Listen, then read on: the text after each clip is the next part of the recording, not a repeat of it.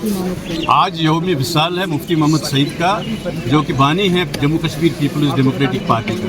آپ دیکھ رہے ہیں کہ لوگوں کا ایک سیلاب امنڈ آیا ہے یہاں پہ، تو یہ مفتی صاحب کے ساتھ ہمارا والہانہ عقیدت ہے۔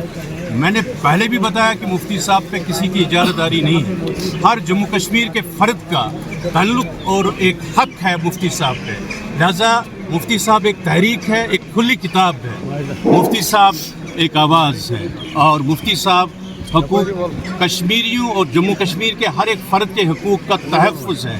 جب تک مفتی صاحب ہے تو تب تک جموں کشمیر پیپلز ڈیموکریٹک پارٹی اسی کی ایک کڑی ہے۔ مفتی محمد سعید صاحب جو دیگر معنوں میں جموں کشمیر پیپلز ڈیموکریٹک پارٹی کا نام ہے، اور انشاءاللہ ہمیشہ امر رہے گا۔